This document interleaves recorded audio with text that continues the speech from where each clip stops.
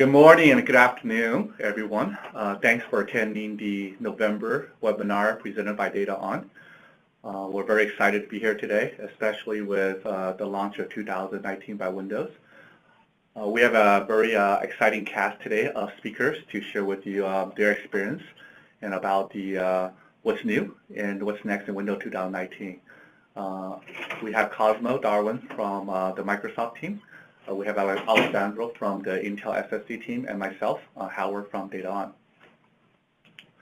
Just some housekeeping activities at the agenda today.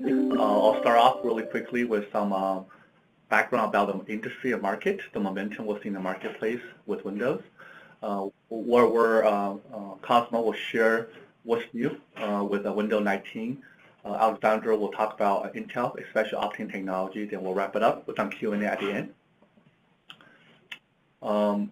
Make sure that you're muted during the webinar and the chat screen is open, so feel free to post your questions, if you have any questions, and we'll address it towards the end of the Q&A session. And at the end, we have all the hashtags for social media, so feel free to follow us or check out all the latest news. So start off with, I think as a starting point, I think it's very exciting that Microsoft as a product and solution has been recognized in the marketplace industry as definitely a leader in software-defined. They earned the Product of the Year, and also now they're on the Magic Quadrant for Gartner as a visionary. I'm sure that particular accolade will go up this year as they get more deployment in the marketplace.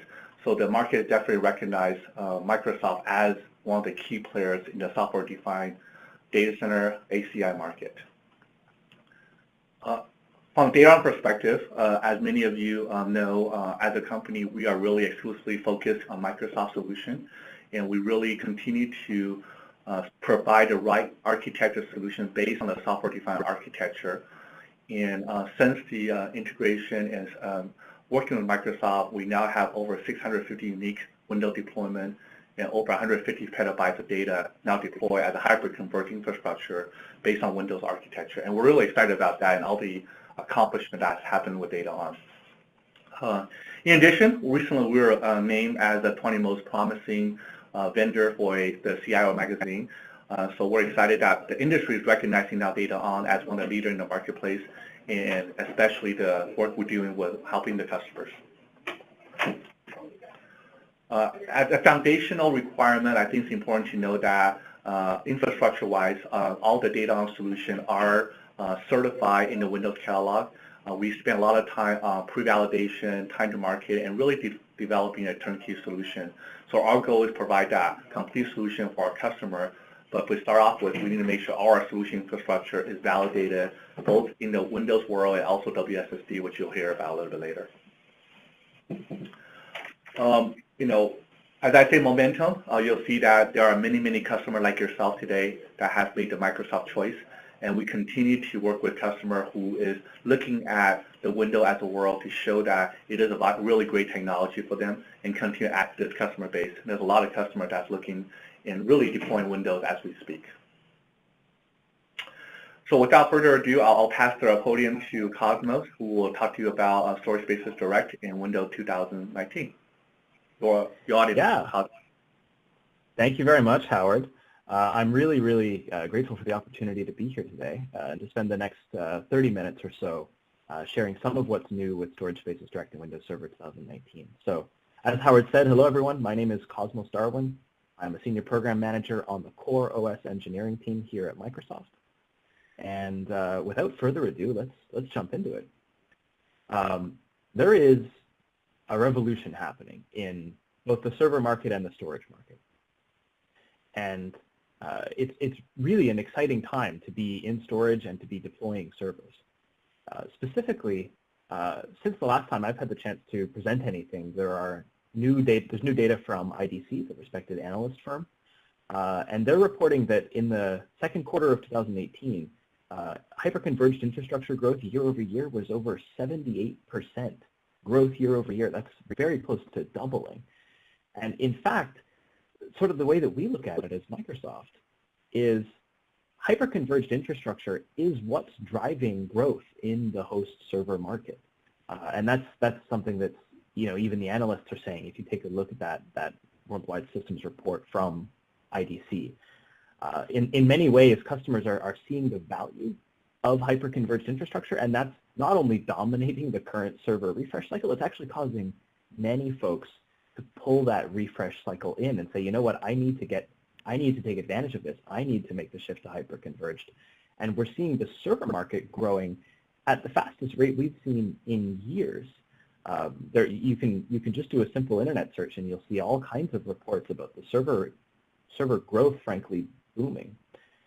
And I think it's important to sort of position hyper-converged infrastructure in that context as both a revolution in storage, certainly, but also as probably the single most exciting thing happening in the on-premises server market today. And of course, as Microsoft, well, we sell the most popular enterprise-grade server operating system in the world, and so we're very excited about this. We're really excited that customers all over are sort of seeing this opportunity to consolidate and to standardize on hyper-converged infrastructure, and that they're seizing it. And you might think that this means, oh, folks are buying fewer servers than they used to, but actually we're seeing very much the opposite, right? Again, that server market is really booming, and hyper-converged infrastructure is what's driving it. It is simply the most exciting thing happening in this space right now. So I mentioned that, of course, Microsoft sells Windows Server.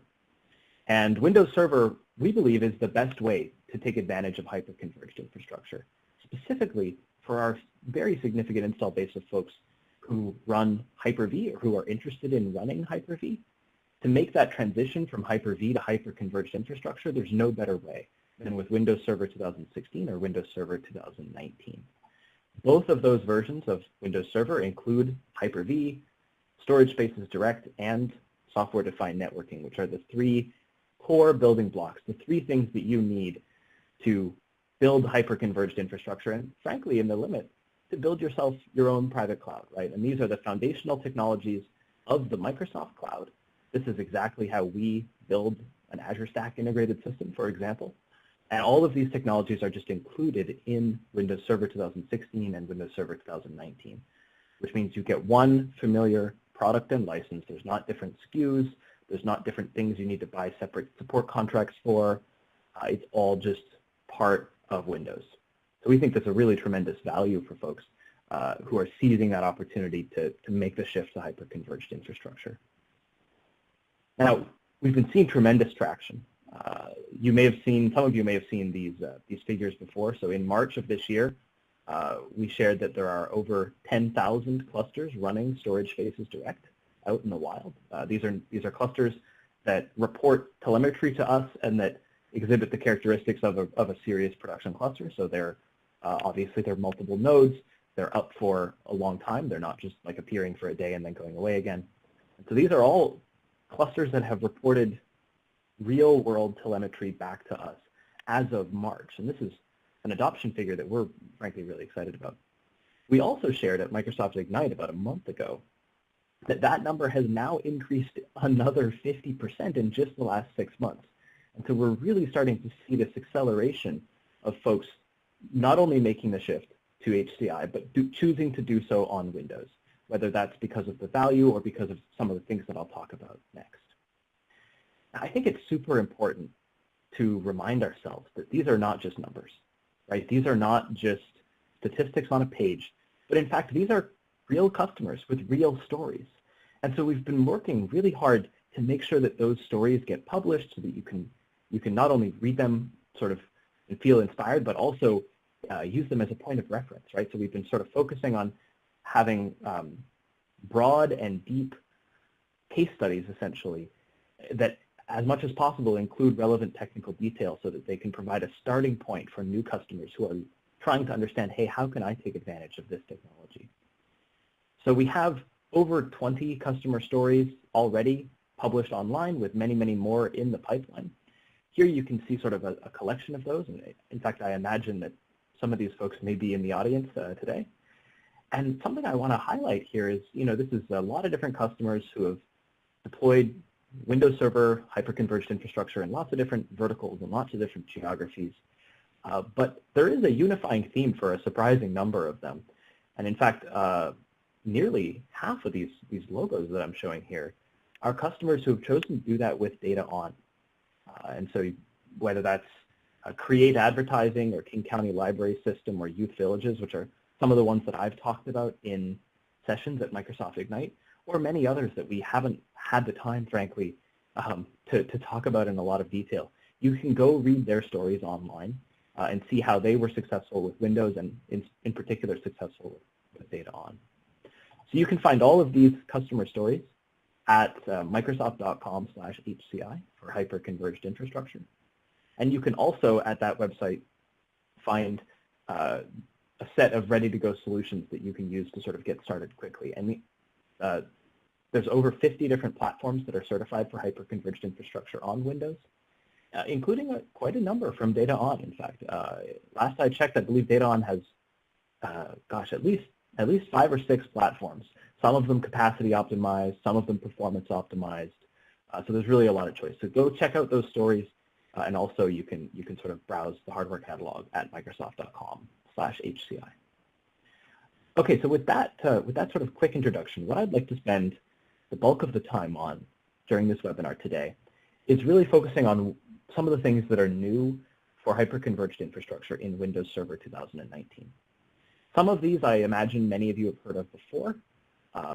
Some perhaps will be new, and the 6th item on the list in particular, we have a little bit of content that we've never shared before, sort of trying to explain the way that we see monitoring drive behavior, and so I'll talk about that a little bit as well. So this is sort of the agenda for the bulk of at least my portion of the webinar, is what's new for Storage Spaces Direct and for hyper-converged infrastructure in Windows Server 2019. All right, so let's jump into the list then. We'll start with deduplication and compression. This was almost certainly the most requested feature for Storage Spaces Direct, based on the feedback we heard with Windows Server 2016. So in Windows Server 2016, you could use deduplication and compression, but only with the NTFS file system, and there were other limitations as well in terms of scale and performance. And we've done a lot of work to improve deduplication and compression, make it really a solid fit for hyper-converged infrastructure, and make it compatible with REFS, which is our recommended file system for hyper-converged infrastructure. So in Windows Server 2009, deduplication and compression, which has better scale and faster performance than it's ever had before with the REFS file system. And that's really a big deal because it allows you to get up to about 10 times more usable storage capacity for free, just for turning it on. Depending on the type of data that you're storing, deduplication and compression on things like photos or music or videos, which are already quite well encoded, you'll see savings up to about 30%. But for storage that's much more repetitive, so things like virtual hard disk files or ISO files or backup, my goodness, backup has got to be the most repetitive workload, right? Because every day you're just storing the same stuff with ever so small a delta. With those kinds of workloads, we see savings up to about 90%, meaning we're giving you 10 times more usable storage for choosing to enable deduplication and compression. So this is, I mean, I totally get why our customers were so frequently requesting this feature with Storage Spaces Direct based on the fact that it wasn't there in Windows Server 2016. At Microsoft Ignite about a month ago, we did a demonstration which you can find on YouTube, so I'm not going to repeat it here, where we took the files from the Microsoft Edge team, which is one of our, of course, internal teams here, where they do all of their regular testing of the browser. So they have a huge fleet of virtual machines that run Microsoft Edge, and they sort of do this every day to make sure that everything is working the way that it's supposed to. And so we took their storage, because of course they're running all of that virtualized here at Microsoft, and we turned on deduplication and compression to see the savings that we would get. And as you'll see in the demo, we really did get that 10 times more storage for free. We compressed it 89%, which is really incredible. And something else that you'll see from that video demo is just how easy it is to turn deduplication and compression on. We put a huge focus on trying to make it not something where you have to set aside a bunch of time and you don't have to be an expert or invest in like, oh, okay, my project for this week is figuring out how to use this. Like, we didn't want to have it be a burden. We wanted to just click a button and it's on. And you know what? If you change your mind for whatever reason, click the button and it's off again. And it does, because it runs as a scheduled task that completely manages its lifecycle. So you can turn it on after creating a bunch of files, and that's fine. It'll go back and deduplicate those files. And if you turn it off, it'll go and undeduplicate everything, or I guess reduplicate, whatever. I do see a question from the audience here, so I'm going to go ahead and answer that now. The question is, does deduplication and compression work across CSVs? So it is a very good question. So deduplication and compression is enabled on a per volume basis, meaning it only applies to the file system within a given cluster shared volume. So it will deduplicate whole files or pieces of files, little fragments that are common, including across multiple virtual machines or multiple files within a volume, but it will not find common chunks that are across two different volumes. Even so, that's already a significant leap from like an in-guest deduplication technology, because we are able to find commonalities between two VMs stored on the same volume. And that actually is sort of where a lot of the savings come from, right? Because if you think about what virtualization files look like, they're super repetitive. So that's a great question. There's another question here, which I'm actually quite happy to address now as well, which has to do with the upgrade path for moving a 2016 storage spaces direct cluster to Windows Server 2019. From the Microsoft perspective, from the software side, we completely support this. And so once the Windows Server software-defined program launches for Windows Server 2019, once we have a hardware ecosystem really bootstrapped and in place, from the software side, we fully support folks doing actually an in-place upgrade from Windows Server 2016 to Windows Server 2019. So there are a couple of different variations of how you can do that. I think probably the most straightforward is to, one node at a time, just remove the node from the cluster, install the OS.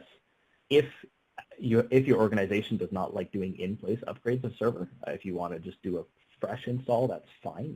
You can do either actually at that point, and then add the node back into the cluster. Do this for each of the nodes, and then increase the cluster functional level as well as the storage pool functional level. By the way, about that question, I saw a draft of documentation just this morning for it, so we are going to be publishing docs pretty soon on how to do this. So that's a good question. The other side of it is on the hardware side. So we ask solution vendors to stand behind particular bills of material for different versions of Windows, right? So we have over 50 platforms that have been listed on the Windows Server software-defined website for Windows Server 2016. In order to move to 2019, at least we would hope that the hardware vendor would actually relist that BOM again for Windows Server 2019, and that ultimately is at the discretion of the hardware vendor. So someone like DataON will know which platforms they plan on supporting Windows Server 2019 for. I'm sure you, as their customers, can sort of advocate for a particular platform if you'd like. But from the software side, we absolutely support that upgrade path, both the rolling cluster upgrade portion as well as your choice of a clean OS install or an in-place upgrade of the OS. So that's a good question. Okay, so that's very briefly, just talking about deduplication and compression, which is probably the most requested thing that we heard about for Windows Server 2019 and for Storage Spaces Direct. So we were pretty excited to be able to deliver that. The second thing I want to talk about then is scale. And this has been an interesting set of learnings for us. So, I'll tell you, on the engineering team here at Microsoft, we of course, we're engineers, so we spend a lot of time obsessing about things like efficiency, performance, and scale, because they're fun and they're objective, and making numbers go up or down, whichever direction is the good direction, is always fun. Something that's interesting is that initially, because we came from a background of clustering, right? So we have the Hyper-V organization, we have the failover clustering organization, and all of that is within the CoreOS team. When folks talk to us about scale, we often took that to mean node count scale. And what we've learned is actually, at least in hyper-converged infrastructure, what folks mean much more often is storage capacity scale. More gigabytes, more terabytes, more petabytes. And even with deduplication and compression, sometimes you just need to deploy at very large raw capacity scale. And so in Windows Server 2019, we've taken the per cluster storage limit, which was 1 petabyte before, and increased it by a factor of 4, up to 4 petabytes. And I can I think I can safely drop a hint with this audience that that number is not going to stand still between now and the next version, right? So of course, there's a next version of Windows Server. Of course, there's a next version of Storage Spaces Direct and hyper-converged infrastructure. And of course, we're already working on it. And it's very clear both from the customer feedback that we get as well as from the feedback that we hear from the ecosystem, from the hardware ecosystem, that this is a quantity that needs to continue marching upward, at least something like doubling every version, ideally more like quadrupling every version. So we're really proud to have increased it to 4 petabytes in this release, and we're already looking at sort of where we can go from there. Something that I said at Microsoft Ignite, which was frankly the line that got the biggest laugh from the audience out of anything I said during the entire conference, so I'm going to repeat it here, is just sort of to put 4 petabytes in perspective. That is enough storage, right? That's 4,000 terabytes, 4 million gigabytes. That's enough storage to store all of Wikipedia in every language with the complete edit history uncompressed 50 times, which is a preposterous amount of storage if you think about it. And so we feel pretty confident that that's a good number for storage within one cluster, and of course with cluster sets you can stitch multiple clusters together. I see 2 more questions in the chat, which I'm happy to take. So one of them is, I saw that Windows 2019 was removed for download due to the upgrade issues. When will this be available again? So first, I can just sort of confirm that general notion. So Windows Server 2019, of course, shares an enormous amount of code with the core Windows OS and Windows 10. And so when they chose to pause the rollout of Windows 10 version 1809, they also chose to pause the rollout of Windows Server 2019. Both of those will resume soon, but if I told you, they would shoot me. So we don't have a date to share yet. The other question was, will you be supporting more drives per cluster node? I believe right now the limit is 24. Interesting. So we, about 2 years ago, published 24 drives per node as sort of a best practice guideline or something, just because it was, at the time, the largest form factor that we were really seeing. So we were seeing 2U rack mount servers with 12 3.5-inch drives, or 2U rack mount servers with 24 2.5-inch drives. Those were basically the 2 form factors that were common for hyper-converged infrastructure at the time. And that was true across Windows and other software platforms as well. So we published that as a recommendation, but it is by no means a limit. So there is actually not a limit on the number of drives per node. And we are going to be clarifying that between now and the WSSD launch in January. So we will be publishing clearer guidance on total drives, drives per node, total capacity, capacity per node. There's documentation coming for all of that. So good question. All right, now, so far, when you talk about like multi-petabyte scale, you're obviously talking about large deployments. But a number of customers are not only deploying storage spaces direct at very large scale, but actually a surprising number are deploying it at very small scale too, right? One of the key advantages of hyper-converged infrastructure, as opposed to, say, a traditional vendor locked-in proprietary storage system, right, is that you can deploy the same stack at a wide range of scales, from the core data center all the way to the edge. And so you can deploy a 4 or an 8 or a 12 or a 16 node system that has petabytes of storage for thousands of virtual machines. And you can also deploy 2 or 3 little nodes for your branch office or for a field installation or for a retail store. That's actually a scenario that we're seeing a staggering amount of. And in both cases, it's the same set of technologies, and you can manage it in the same way. And no vendor has really leaned into this better than DataON. DataON is, I think, the leader in terms of shipping these very small-scale, what we call Kepler systems. And they announced their 2nd generation at Microsoft Ignite about a month ago. So many of you, I hope, had the chance to see that, and if you were able to attend Ignite to actually get hands-on with it. So their 2nd generation of Kepler system, I have a photo of it here, which includes support for the USB witness we announced at the Windows Server Summit a few months back, is a really good example of a small-scale system where there's really only 2 server nodes, right? And that has all of the benefits you would think. The hardware is less expensive. The software licenses, you need fewer of them. The footprint is smaller. The networking situation is much more straightforward because you can do back-to-back direct connect And that's fully supported both in Windows Server 2016 and 19 by Microsoft. And you can even use Intel Thunderbolt, which DataON has been doing a lot of work around as well, to make that connection go over USB-C, so you don't actually even need a network card, which helps to, again, simplify the overall surface area for troubleshooting and deployment and so forth, and also drive down costs even further. But one of the limitations of a small system like this historically has been the fact that it can't survive two simultaneous failures. And so in Windows Server 2016, the only resiliency you could do with storage spaces direct on a cluster like this was what we call two-way mirroring. It's very similar to a RAID 1 with two copies, except they're, of course, distributed between the two nodes. So with this two-way mirroring, you can tolerate a drive failure, of course. That's like the minimum requirement of any kind of storage system like this. You can also tolerate a server failure, as long as you have some kind of a witness, like the USB witness. Then you can tolerate a server failure, a node going down or a node, I don't know, catching on fire and becoming a block of charcoal. That's fine too. But you couldn't tolerate both of them at the same time. So you couldn't have a node go down and a drive failure in the other node. And this was one of the sort of scary things about a two-node cluster, right? Was ultimately you are getting a little bit less fault tolerance than with a larger, say, a four-node cluster or something like that. And we got a lot of feedback from customers just saying, hey, I love the fact that I can deploy these two-node clusters on really pretty minimal hardware, right? You've got the whole strength of that Windows hardware ecosystem working for you here, where all of these devices, like literally thousands of devices, get certified for Windows every year. So that's awesome. Is there any way that you could bring that fault tolerance, that ability to tolerate two simultaneous failures to a system like this? And so we looked around, and we took inspiration from a technique that's called RAID 51, or RAID 5+1.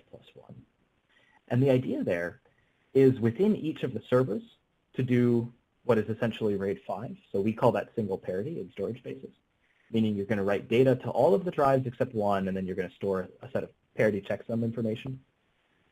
And this is a bit of a simplification the way I'm drawing it, because in reality, of course, all of our striping and interleaving still applies. But you're going to do single parity within a node, and then use two-way mirroring, or like a RAID 1 full copy, to get all of that data in real time, synchronously for reads and for writes over onto the other node.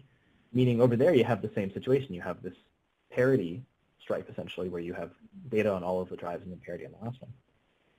Now, if you think about what that means that within either server, if you lose a drive, that's okay, because each server is actually resilient to a drive failure on its own, right? It has that RAID 5 inside. And I keep saying RAID levels here. I want to make sure everyone's clear. There is no dependency on any kind of special hardware for this. We don't need a RAID card. We're doing this all in software. But conceptually, it's a single parity resiliency, right, which is analogous to RAID 5.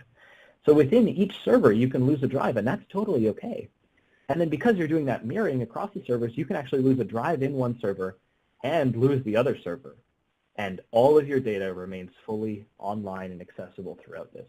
And we had to make a number of other little changes in terms of ensuring that you maintain pool quorum, ensuring that everything fails over and moves around and repairs the way that you expect, and we did all of that. And so we call this feature nested resiliency, and it's probably the most exciting thing for small two-node clusters in Windows Server 2019.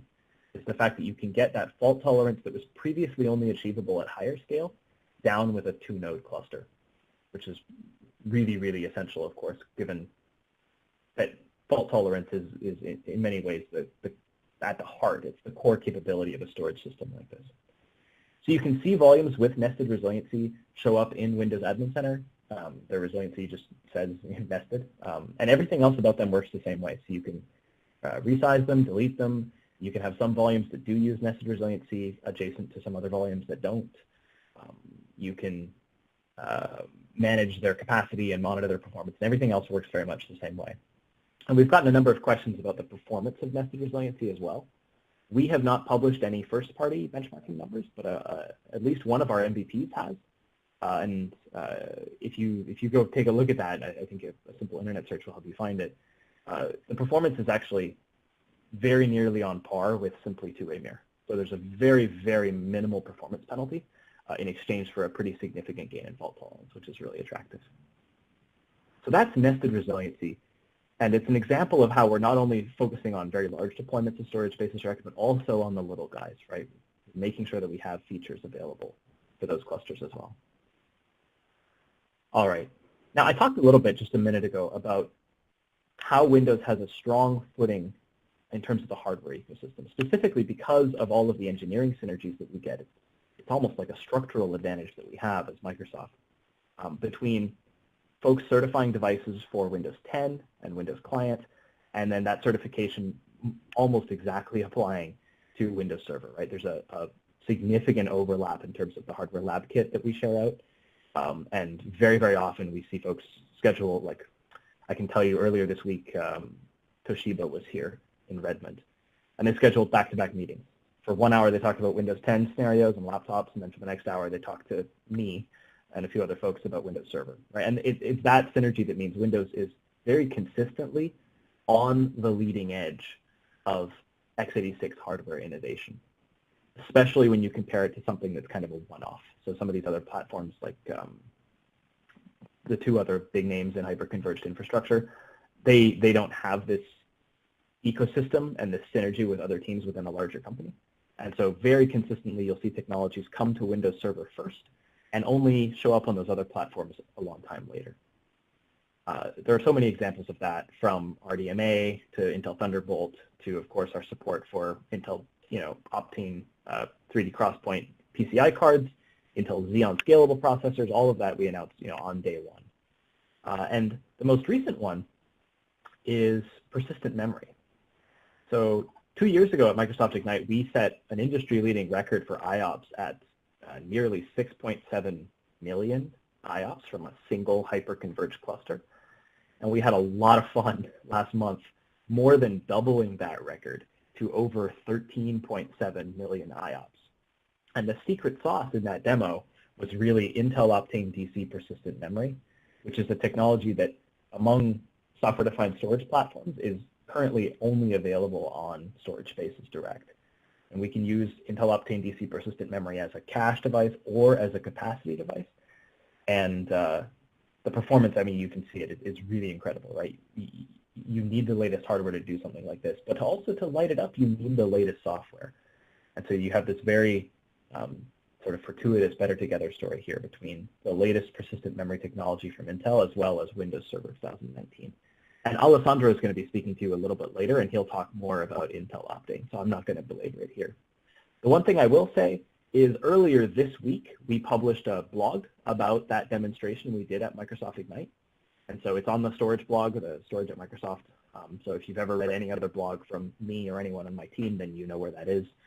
And we published all of the details of that demonstration. So the hardware and software configuration, all the little things like what was the power performance plan set at, and did you enable the fixes for Spectre and Meltdown? Like all of those kinds of little details are contained in this blog, as well as the specifics of how we invoked VMfleet, which of course is our open source benchmarking tool of choice. So if you haven't seen it already, I definitely encourage you to go check out that blog, where there's also a video of the demo from Ignite in case you missed it. All right, the fifth thing that I think is super exciting in Windows Server 2019 for Storage Spaces Direct is built-in performance history. And I'm sure many of you have seen, if not all of you, have seen Windows Admin Center, the new face of Windows Server, and especially the new inbox and best management experience for hyper-converged infrastructure. This has been a huge focus for our team. Windows Admin Center is frankly where all of our user interface investment is going at this point. Windows Admin Center plus PowerShell, of course. We're deeply committed to maintaining our lead in scriptability. But from a graphical user experience perspective, Windows Admin Center is really the future for HCI, for Storage Spaces Direct, and for all of Windows Server. And one of the things that you'll notice if you take a look at it, apart from the fact that it looks way nicer than the old tools used to, is that on every page of the user experience for hyper-converged infrastructure, you have these charts with data that go back in time. And they all have the same picker over on the upper right-hand side where you can choose from hour, day, week, month, year, and you can see quantities like IOPS or CPU usage or memory usage. You can see those going back in time. And it seems simple, but it's actually one of the biggest features that we worked on between Windows Server 2016 and Windows Server 2019 is folks said, hey, I want to be able to get a better sense of what's going on inside the system. I want to be able to monitor performance, monitor capacity, monitor things like the cache. How full is the write cache? Or what's the hit rate of the read cache? How much of CPU and memory is being used for the host infrastructure, for Storage Spaces Direct and Hyper-V itself, versus how much is being used for my virtual machines, right? Folks had all of these questions, and really they all came down to we need built-in performance history. And so you'll see when you launch Windows Admin Center, all of these charts are there, and you don't have to set anything up. You don't have to configure or install or start anything. You don't have to set up an external database. You don't need an internet connection. It's not like pumping the data to Azure and then showing it back to you or something like that.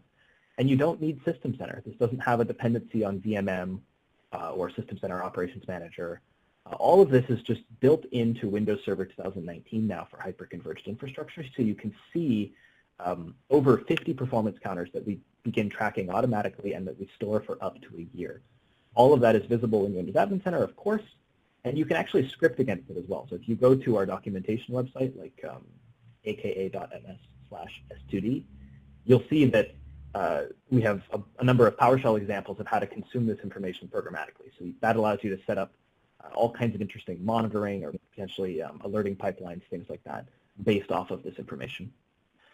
I see two questions in the chat here, which I'll take now. So one of them is, what is the largest capacity you can get with nested on a DataON Kepler S2D system? Okay, so there's a few pieces to this.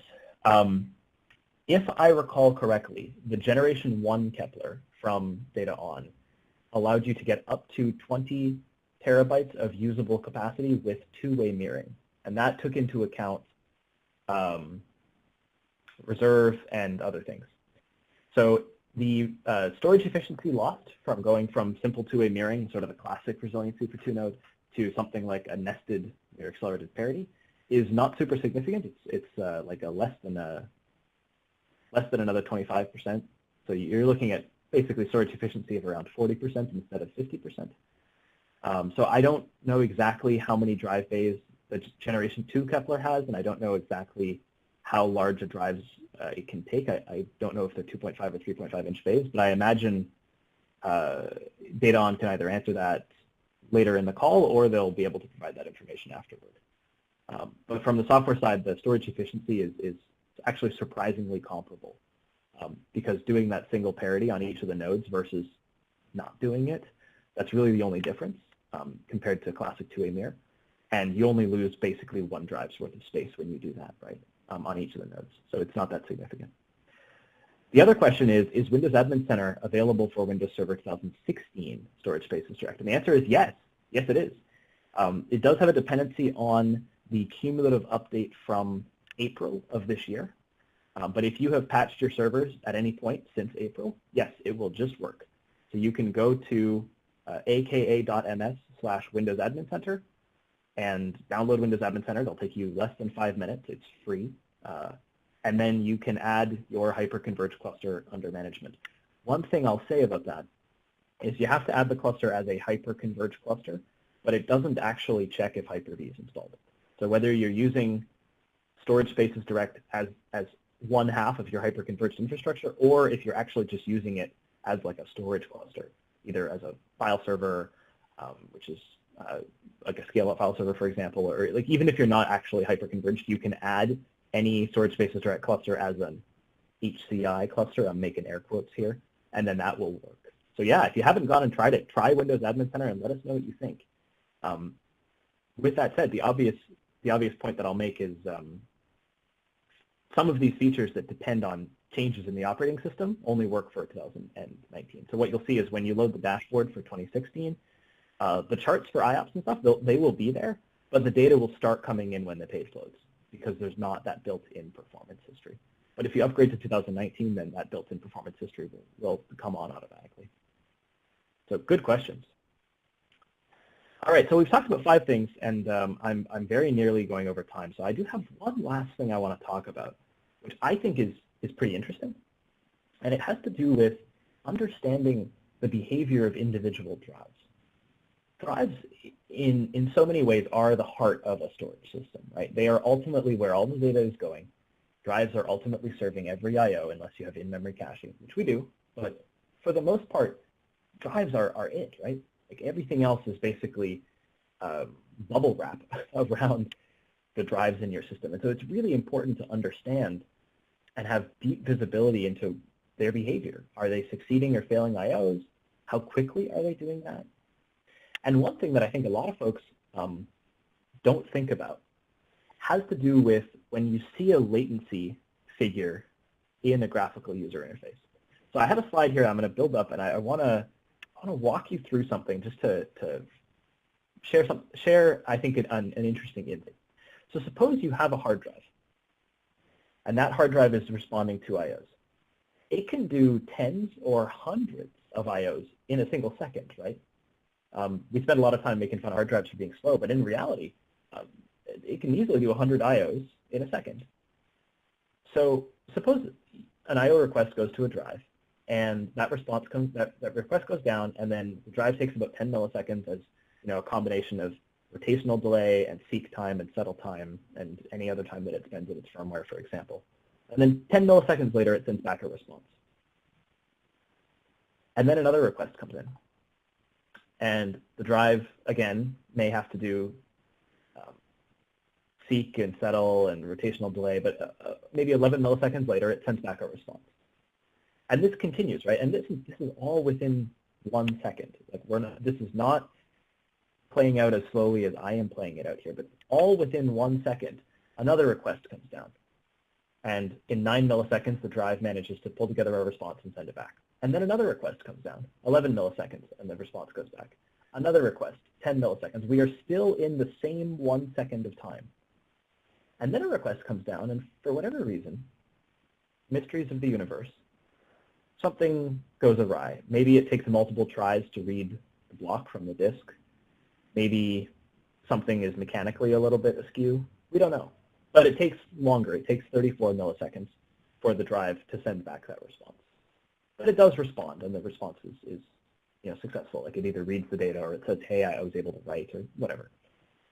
And then another request goes down, 11 milliseconds, the drive responds, and we'll do just one more to finish out the slide, 9 milliseconds. So here I've shown basically 8 requests to a hard drive, and I've shown them one at a time. In reality, that's not how that works. Windows, some operating systems, that's how it works. Windows will do up to 32 of them in parallel. But my point is that you have all of these I/Os happening within 1 second. So if you look in like a tool like Performance Monitor, or even Windows Admin Center with the performance history that I talked about, are you going to be able to see the fact that that I/O took 34 milliseconds? And the key realization here is that no, actually.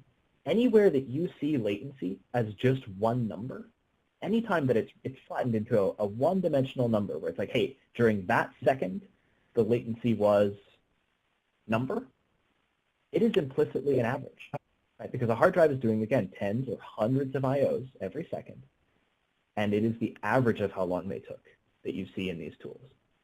That's true in Windows Admin Center.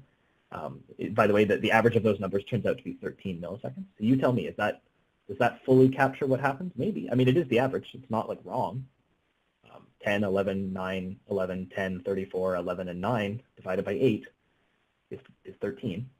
So it's not wrong, but it doesn't fully represent what happened, right? And again, this is true in Windows Admin Center. It's also true in any other tool that you would use, even no matter how much you think you're drilling down, even in PerfMon, right? You're ultimately seeing the average every second of all of the I/Os that happen. A more useful view, one could argue, is a distribution. Something where you see, hey, how many of the I/Os took like about 10 milliseconds? And in this case, it's 7 of them, right? It's almost all of them. How many of them took about 20 milliseconds? None. Oh, interesting. One of them took about 30 milliseconds. Huh.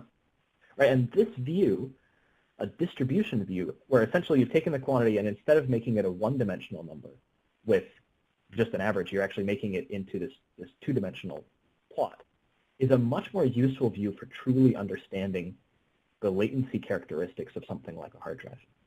And so one of the big things that we did, and it's kind of discrete, right? This is not a headline feature. We didn't even talk about it at Ignite. but is we've made this latency distribution available in Windows Server 2019 for every drive.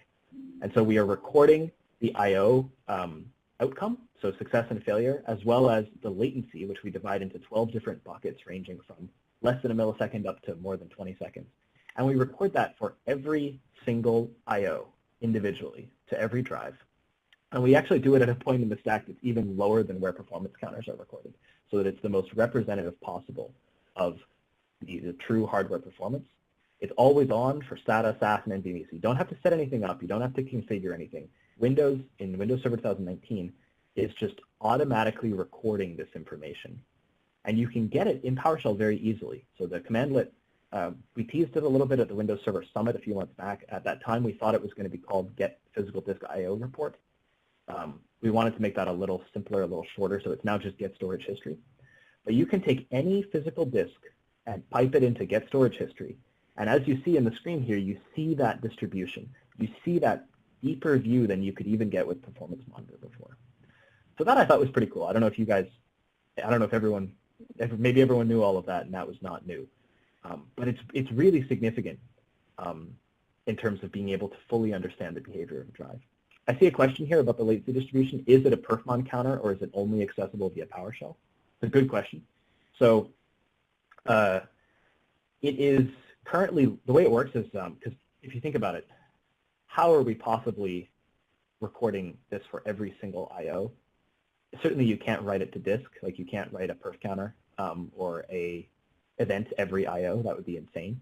So what we do is we count in memory, and then every hour we write all of the data for that hour out, and we do it in an event in the event log. So basically every 1 hour there's an event 505 from the store port channel that shows you this distribution. And what we've built in PowerShell is the ability to query that distribution, which basically pulls it from the event in the event log.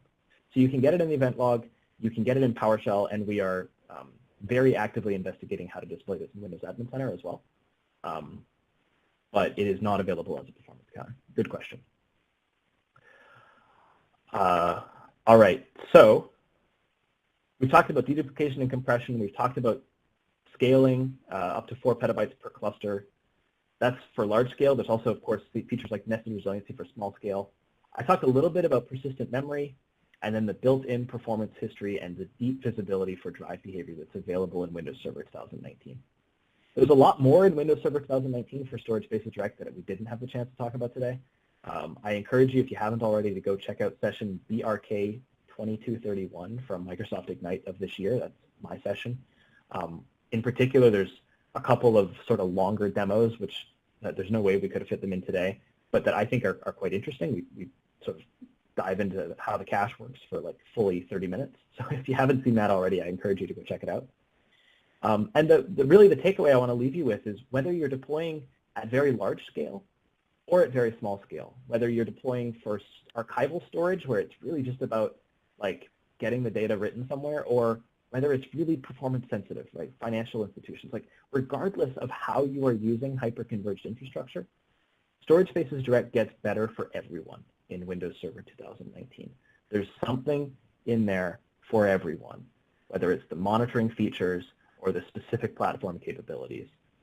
It's our second release of Storage Spaces Direct. It's a huge upgrade from Windows Server 2016, and we're really, really proud of it. So with that, thank you all very much. I'm going to hand it back over now to, I believe, Alessandro, to talk a little bit about Octane.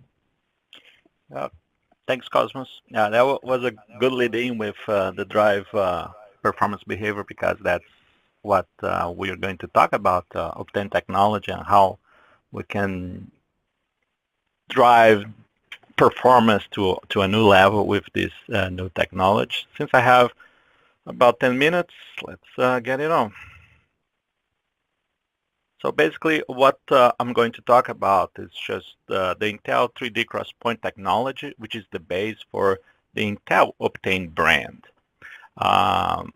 It's Optane memory or storage. We're going to see that right now it's both. You can either use as a memory, as persistent memory, and as a storage, as it is. If we have some time, Cosmos already talked about the counter IOPS emissions, and actually we can actually say we measure latency in microseconds right now with Octane. And Intel has all the building blocks to make S2D successful as well.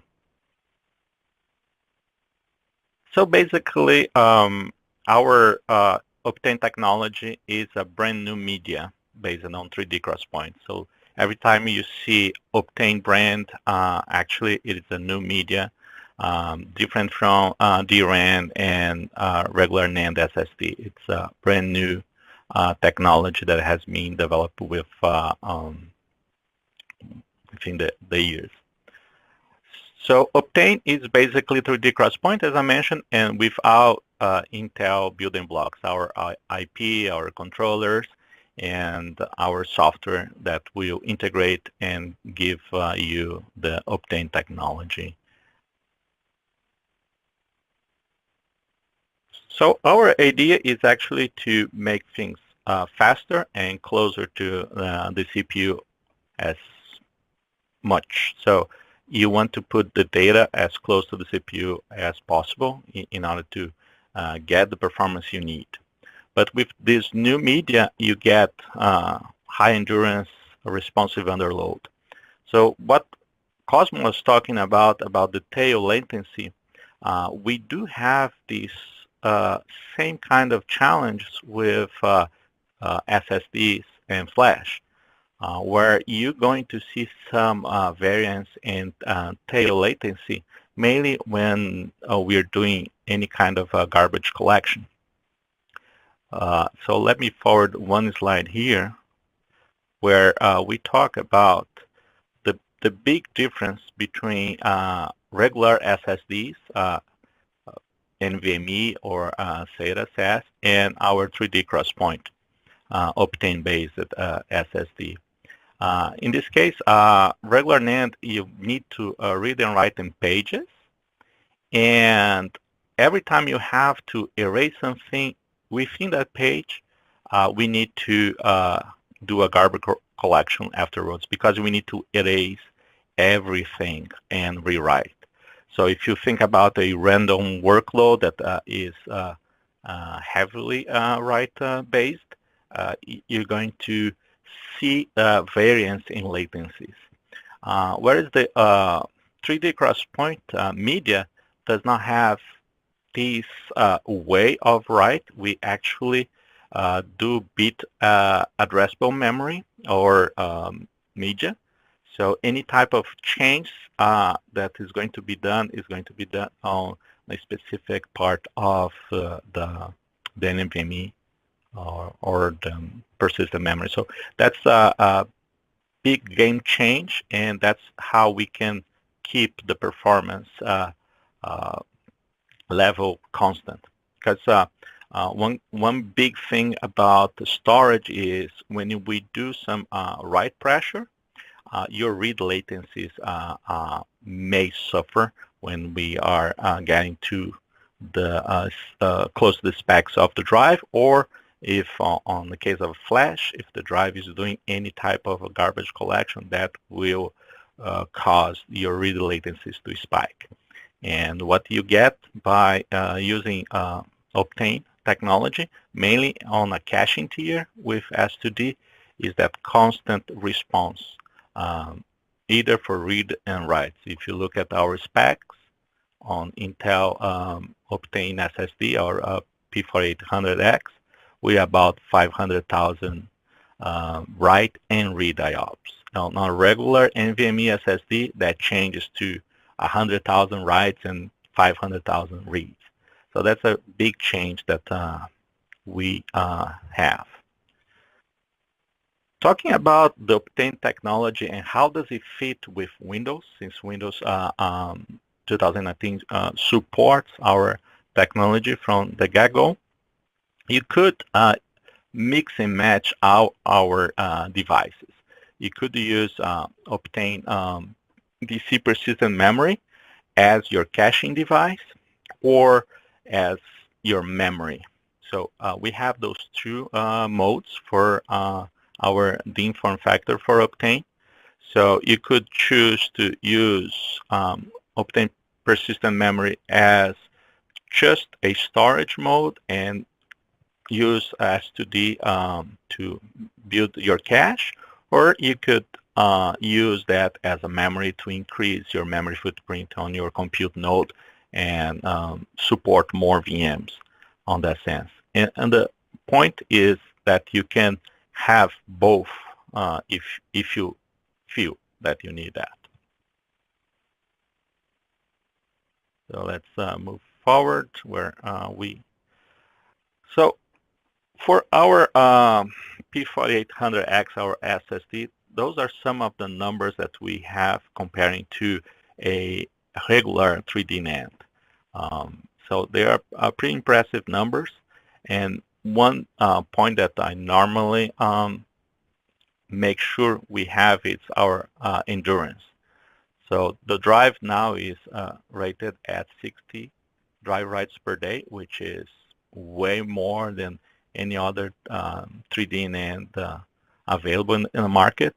So that makes a perfect fit for a write caching device where you don't need to have as bigger of a cache because we can sustain heavy writes and our endurance is much higher.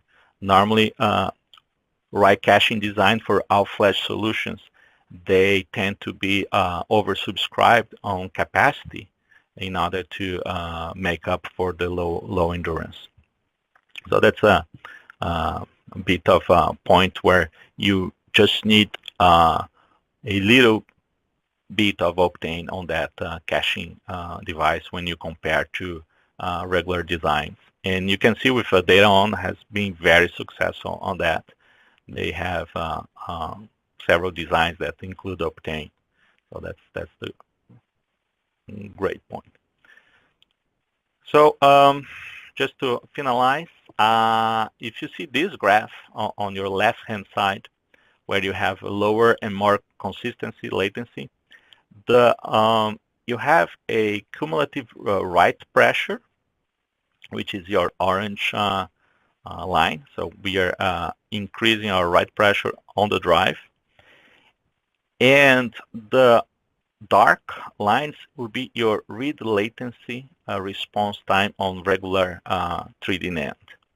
And right at the bottom, we have our Octane read latency response time.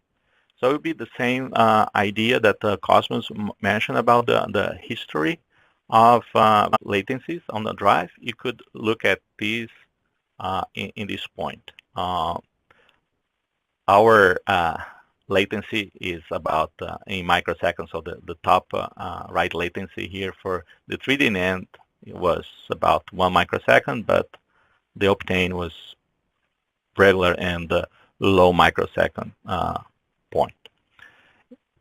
And due to our higher endurance, we can diminish our caching size mainly on all-flash solutions, where we just need the right caching point for S2D. So that's why I call Octane as device of choice for your write caching layer on any storage subsystem. And with S2D, we have really good numbers to show, like Cosmo mentioned, even with the SSD form factor. So from our joint demonstration at Ignite, Octane SSD also blew up the previous record on performance at about 10 million IOPS with SSD. And that's something that you can actually get today. It is totally available on the market, the P4800X form factor. Just pay attention that Wes Cosmos mentioned, we need all the secret sauce, so high frequency CPUs, high core counts in order to push these many IOPS. The device will behave and take the IOPS that you send it, but it's a matter of if you actually can send the IOPS. And just to mention, the whole Intel portfolio of storage is available for you to make the best choice, whether you need capacity or performance on your storage subsystem. And if you have any questions of future proof points, that's my email contact. Just feel free to reach out via email or via Twitter. And now I will get back to Howard for our final thoughts. Thank you. Thank you, Alessandro. Thank you, Cosmo, for an incredible webinar today. We have record attendance, and all these will be recorded. So thank you for attending. Thank you for being here, and looking forward to talking to you guys again on our next webinar. Bye-bye. Thank you for having us.